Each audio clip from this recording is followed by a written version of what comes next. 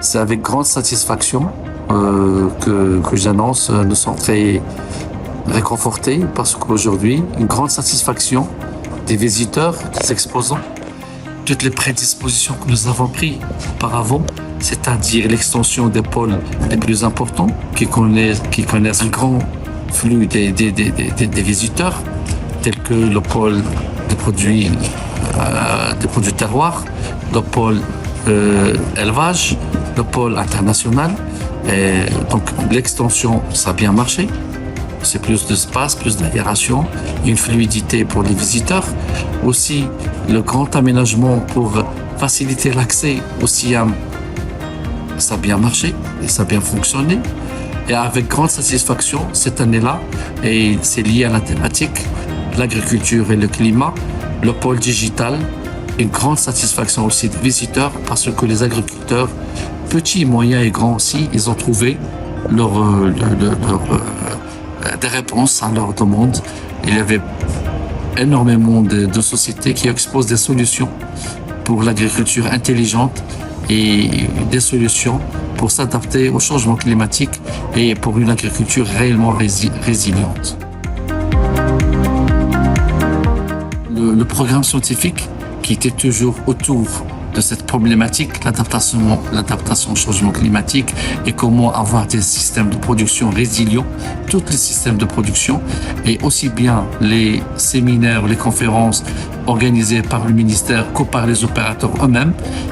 C'était très riche, une présence très massive, aussi bien des intéressés que des chercheurs et des grands scientifiques.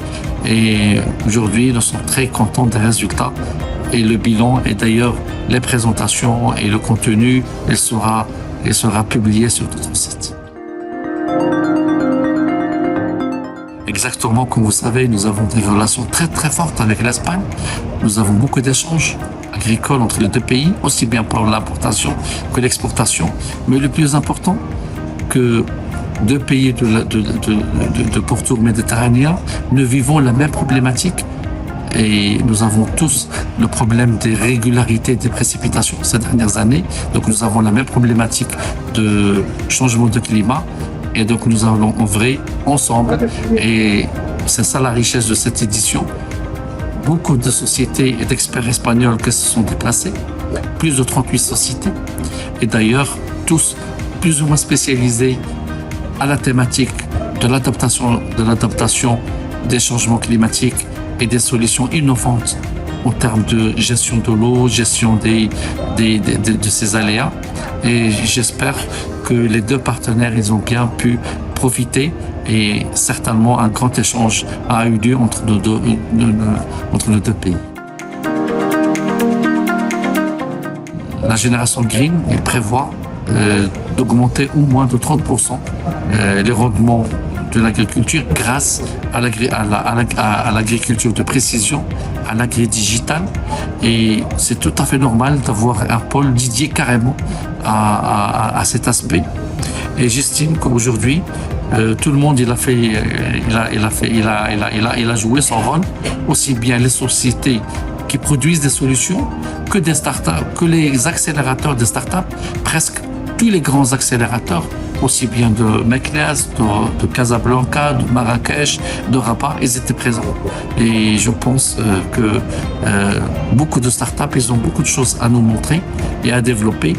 Et nous avons besoin de ces compétences pour, bien sûr, développer l'agriculture de précision au Maroc et, bien sûr, développer cet objectif, et arriver à l'objectif de la génération Green, avoir au moins 2 millions d'agriculteurs connectés et, bien sûr, et qui peuvent recevoir des informations précises sur, bien sûr, sur l'agriculture, sur l'utilisation de l'eau, et sur leurs besoins en termes d'intrants agricoles.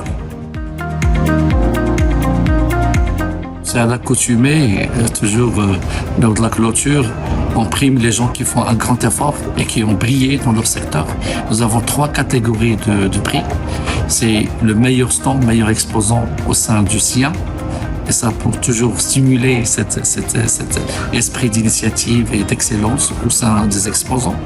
Ils étaient 12 trophées. Nous avons aussi l'occasion pour primer les meilleures exploitations. C'est un travail qui s'est fait en dehors du Siam et bien avant. Et c'est un exercice qui est fait par les structures du ministère de l'Agriculture pour primer la meilleure unité dans une filière déterminée et pour chaque région. Et là aussi, nous avons 12 trophées. Et la troisième catégorie, c'est le résultat des concours de sélection, le concours d'élevage qui s'effectue au cours de Siam. Et là, nous avons distribué 11 prix distribués pour les différents éleveurs de bovins laitiers, bovins à viande, les éleveurs ovins et capras, et bien sûr, et les camelins. Très conscient de l'importance de cet espace et de l'importance aussi de cet échange et de ces rencontres, nous avons fait 2 innovations. La première, c'est de préparer l'espace B2B à l'intérieur de l'international, avec un grand espace pour accueillir et pour faciliter les échanges, surtout entre les nationaux et les internationaux. Et la chose la plus importante, c'est d'avoir une plateforme digitale pour organiser ces B2B et bien sûr un espace qui est réservé gratuitement pour les 2 parties. Moi, je pense que nous avons fait des pas géants en termes de la branche genre au Maroc. Aujourd'hui, c'est beaucoup, bien sûr, l'espace des produits terroirs. Presque la majorité, c'est des femmes et des jeunes aussi, jeunes femmes et jeunes garçons. Aussi, bien sûr, dans les autres filières, on voit aussi maintenant beaucoup d'entreprises femmes, aussi bien pour l'agro-industrie que le service agricole ou bien l'agrofourniture. Tant qu'il y a des hommes et des femmes qui travaillent, qui fournissent beaucoup d'efforts. Donc maintenant, on se concentre sur l'achèvement de cette 16e édition. Nous aurons le temps pour l'évaluer, pour voir les choses qui ont bien marché et bien sûr toujours les défis, les choses qu'on doit toujours améliorer. Et certainement, la 17e édition va être meilleure que la 16e.